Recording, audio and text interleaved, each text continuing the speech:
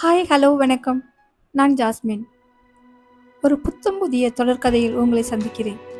ஒரு தடவை சொல்வாயா உன்னை எனக்கு பிடிக்கும் என்று. எபிசோட் 5.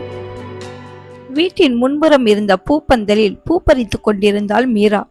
அப்போது வீட்டு வாசலில் கார் வந்து நின்றது. 6 அடி உயரத்தில் நெடுநெடுவென்று ஒரு வாலிபன் காரில் இருந்து இறங்குவதை பார்த்தாள். அஸ்வினத்தான். அவள் உதடுகள் தன்னிச்சையாக மொழிந்தது. அவனை போட்டோவில் பார்த்தது, இப்போது நேரில் பார்த்ததும் அவளுக்கு ஏகப்பட்ட சந்தோஷம். சுவாதிக்கு மிக பொருத்தமாக இருப்பான் என்று தோன்றியது அவளுக்கு. பெண் பார்க்க கூட வராதவன் இன்று திடுதப்பென்று வந்தது ஆச்சரியமாக இருந்தது. அம்மாவை கூப்பிட வாயெடுத்தவளுக்கு சந்தோஷத்தில் அவளிடமிருந்து சத்தமும் வரவில்லை. வாசலிலிருந்து கூப்பிடுவது அழகல்ல என்று அவளுக்கு தோன்ற ஏணிப்படிகளில் ஏறி நின்றிருந்தவள் படபடவென்று இறங்க அதற்குள் காரில் இருந்து இறங்கி வாசலை வந்தடைந்தான் அஸ்வின். பதற்றத்தில் இறங்கியவள் மல்லிகைப்பூ பந்தலில் இடித்துக்கொள்ள கையில் இருந்த மலர்கள் அனைத்தும் பூக்கூடையோடு தவறி கொட்டியது. அஸ்வின் வரவும் பூக்கள் மழையாக பொழியவும் சரியாக இருந்தது. அவன் மீது விழுந்த பூக்கூடையை பிடித்துக்கொண்டு அன்னார்ந்து பார்த்தான்.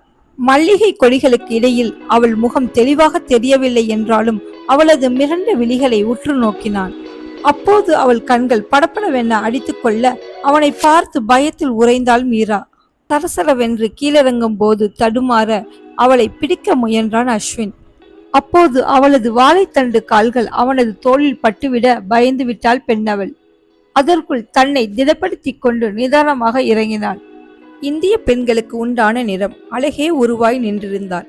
சிற்பு செதுக்கிய சிலை உயிர் பெற்று வந்தது போல தோன்றியது அவனுக்கு. அவளது பயந்த விழிகள் அவனை ஈர்க்க மெல்ல புன்னகைத்தான். அவள் இடுப்பில் பாவாடையை சொருகியிருந்தாள். அவனது கண்கள் அங்கே நிலை பெற்று நிற்க அவள் சற்றென்று பாவாடையை சரி செய்து கொண்டு ஓட முயன்றவளின் முந்தானை பந்தலில் மாட்டிக்கொண்டது. அதை வேகமாக இழுத்தாள். அது சிறு கிளிசலை ஏற்படுத்த அதை பொருட்படுத்தாது அம்மா என்று அழைத்து கொண்டே வீட்டினுள் ஓடினாள். மாமியார் வீட்டுல வரவேற்பு அமர்க்கலமா இருக்கு என்று அஸ்வினின் தங்கை கிருத்திகா கிண்டலாகச் சொல்ல சிறு புன்னகையோடு அவள் ஓடுவதையே பார்த்தான். தங்கையிடம் இவள்தான் சுவாதியா என்பது போல கஞ்சாடை செய்தான். இல்லை என்று அவள் மறுப்பாக தலையாட்டவும் வீட்டில் உள்ளவர்கள் வாசலுக்கு வந்து அஸ்வினை வரவேற்கவும் சரியாக இருந்தது. சடகோபனிடம் இந்த கல்யாணம் நடக்காது என்று பக்குவமாக சொல்லி வரலாம் என்று நினைத்திருந்தவர் இப்போது அஸ்வினை பார்த்து தடுமாறி போனார் ஆவுடையப்பன். நிலைமையை சமாளித்து கொண்டு, வாங்க தம்பி, வீட்டுல எல்லாரும் எப்படி இருக்காங்க? இங்க வருவது தெரிஞ்சுதான் முன்னேற்பாடா ஏதாவது செய்திருக்கலாம் என்றார். ஆபீஸ் ஒர்க்ல சின்ன பிரேக், அதான் லீவ் கேட்டுட்டு கிளம்பி வந்துட்டேன் என்று இயல்பாக சொன்னான் அஸ்வின். அப்பா வரவில்லையா என்று ஆவுடையப்பன் கேட்க, அப்பா அம்மா 2 பேரும் ரொம்ப பிஸி. அவங்கள அழைச்சிக்கிட்டு தான் இந்த வீட்டுக்கு நான் வரணும்னா கல்யாண நாளே வந்துடும். அதுவரை எனக்கு பொறுமை இல்லை.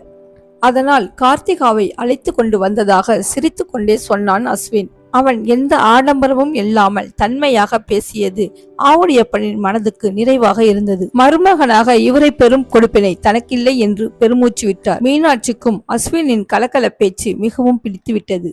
அவள் முகத்தில் சந்தோஷம் தாண்டவம் ஆடியது. பூரிப்பாக கணவனை பார்த்தாள். அப்போது அவர் அமைதியாக தலையை கவிழ்த்து கொண்டார். ஆபீஸ் சென்று விட்டு முகம் கழுவி கொண்டிருந்த சுவாதியிடம் ஓடிச் சென்று சொன்னாள் மீரா. சுவாதியிடம் மாப்பிள்ளையை நமஸ்காரம் செய்துவிட்டு வா என்று மீனாட்சி சொல்ல அண்ணியை முறைத்து நின்றாள்.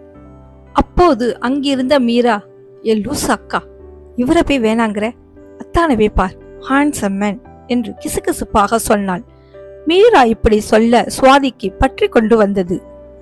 மாப்பிள்ளைக்கு குறைன்னு உங்கள்கிட்ட சொன்னா, அப்பாவுடைய பணத்தையும் சந்தோஷத்தையும் நிம்மதியும் ஸ்டாப்பட்டு உரியும் கொள்ளக்கார கும்பல் என்று தானே சொல்கிறேன்.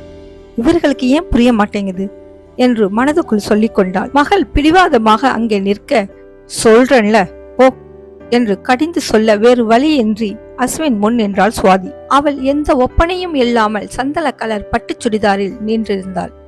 தங்க நிற மேனிக்கு அந்த எளிமையான சுடிதாரை இன்னும் மெருகூட்டி காட்டியது. மகள் ஒப்பனை எதுவும் செய்யாமல் வேண்டுமென்றே இப்படி செய்கிறாள் என்று மீனாட்சிக்கு கோபமாக வந்தது. அஸ்வினின் கண்கள் சுவாதியை அமைதியாக பார்த்தது. அவள் சாதாரணமாக இருந்ததே அவனுக்கு பேரழகாக தெரிந்தது. தமையன் சுவாதியை வைத்த கண் மாறாமல் பார்த்திருப்பதை பார்த்த கிருத்திகா தனது கைக்குட்டையை எடுத்து ஜொல்லு துடைத்துக்கோ என்று சைகை செய்தாள். எவரும் பார்க்காத வண்ணம் தங்கையிடம் தன்னிடமும் கைக்குட்டை இருப்பதை காட்டினான். இவற்றையெல்லாம் பார்த்து நின்ற மீராவுக்கு சிரிப்பு வந்துவிட்டது. அவளின் சிரிப்பொலியை கேட்டு அண்ணன் தங்கை இருவரும் திரும்பினார்கள். தன்னை அஸ்வின் கவனித்து விட்டான் என்ற கூச்சத்தில் நகர்த்து கொண்டாள் மீரா. சுவாதிக்கு அவன் முன் நிற்பது கம்பளி பூச்சி ஊறுவது போல் இருந்தது. கைகளை பிசைந்து கொண்டு வேண்டா வெறுப்பாக நின்றாள். இவற்றை பார்த்திருந்த அஸ்வின், நான் சுவாதி கூட கொஞ்சம் பேசலாமா என்றான். ஆவடியப்பனும் மீனாட்சியும் ஒருவரை ஒருவர் பார்த்து கொண்டார்கள். அவர்கள் பதில் உரைப்பதற்குள் எழுந்து நின்றான் அஸ்வின். சுவாதி அமைதியாக நின்றிருந்தாள். மீனாட்சியின் கண்களில் மிரட்சி தெரிய, உங்க பொண்ண ஒன்னும் செஞ்சிட மாட்டேன், ஜஸ்ட் 2 minutes என்றான். வாங்க சுவாதி என்று கூப்பிட்டு கொண்டு முன்னே நடந்தான். பெற்ற மனதுக்கு இவனது கனிவான பேச்சில் மகள் மனம் மாறி தங்கள் தேர்ந்தெடுத்த மாப்பிள்ளையே திருமணம் செய்து கொள்ள மாட்டாளா என்ற ஒரு நப்பாசை ஏற்பட்டது. போகலாமா வேண்டாமா என்று யோசித்து நின்றாள் சுவாதி. இதை வளர விடாமல் இங்கேயே இவனிடம் பேசி முடித்து விடலாம் என்று சிந்தித்து சுவாதி தந்தையை பார்த்தாள். அவர் எந்த சலனமும் இல்லாமல் இருக்க இப்போது அவள் அன்னையை பார்த்தாள். அவள் தலையை மெல்ல அசைத்து அனுமதி தர அவனை பின்தொடர்ந்தாள். படர்ந்து விரிந்த மாமரம், மாங்கனிகள் கையுக்கு எட்டும் அளவுக்கு காய்த்து தொங்கியது. அதை பார்த்தபடி சுவாதியின் வருகைக்காக காத்து நின்றான். கொலுசு சத்தம் கேட்கவே திரும்பினான். சுவாதி அமைதியாக வந்து நின்றாள். அவளை மேலிருந்து கீழாக பார்த்தான். அவள் கண்களில் எந்த சலனமும் இல்லாமல் இருந்தது. உங்கள்கிட்ட பேசணுன்னு தான் உடனே புறப்பட்டு வந்தேன் என்றான்.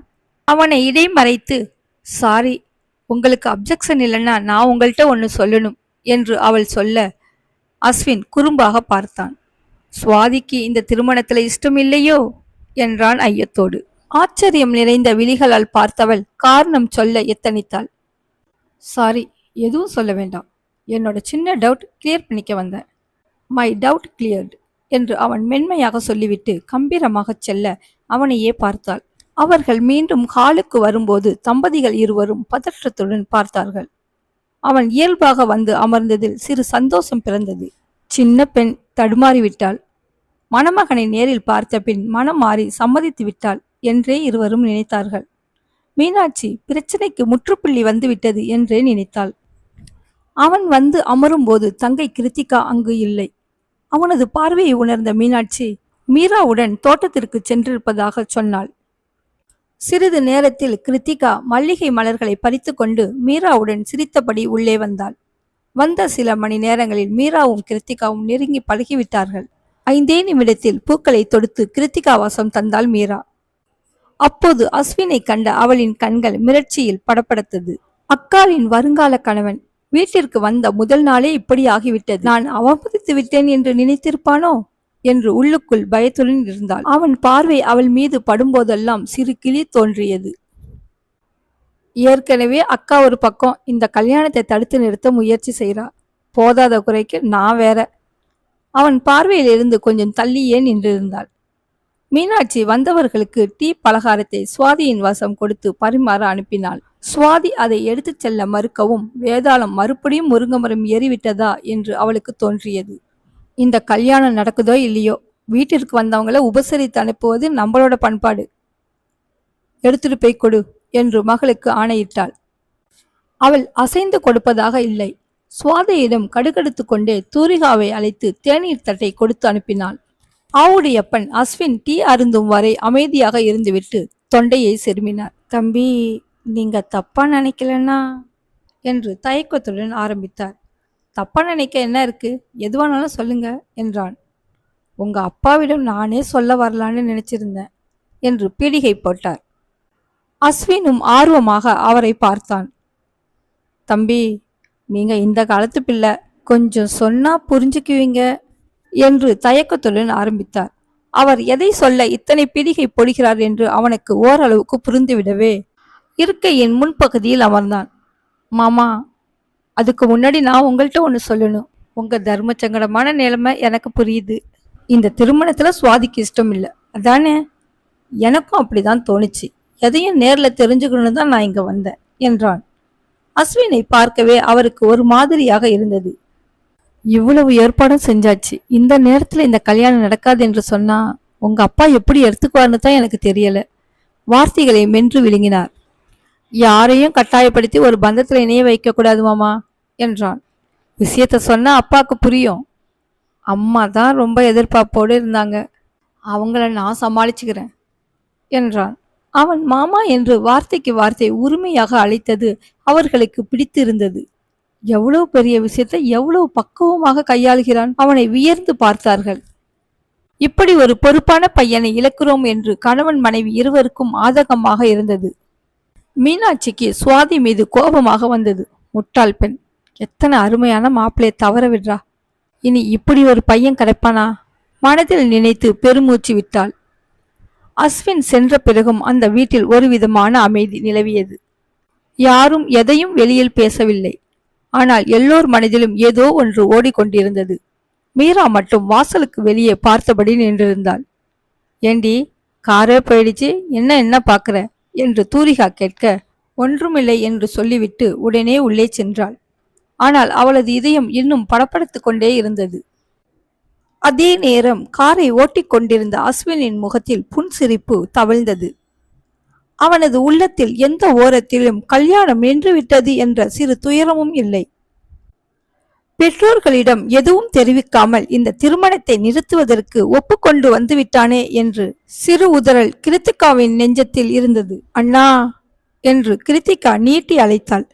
என்ன, நீ டேஞ்சரஸ் ஜோனுக்குள்ள போயிட்டு இருக்கேன்னு நினைக்கிறேன். ஏன், நீ எதுக்காக அந்த வீட்டுக்கு போன? சுவாதி கிட்ட பேச. நீ என்ன செஞ்சுட்டு வந்திருக்க?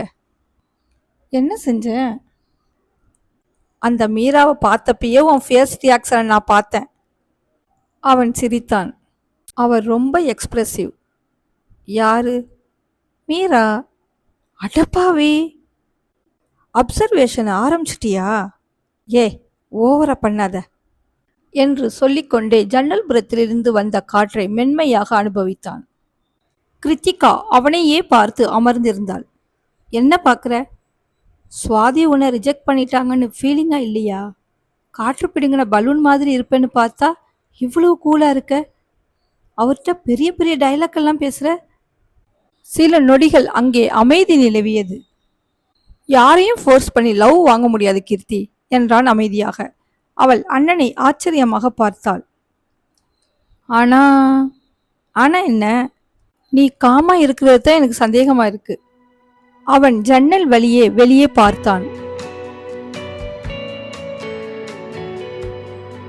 ஒரு தடவை சொல்வாயா உன்னை எனக்கு பிடிக்கும் என்று? தொடரும்.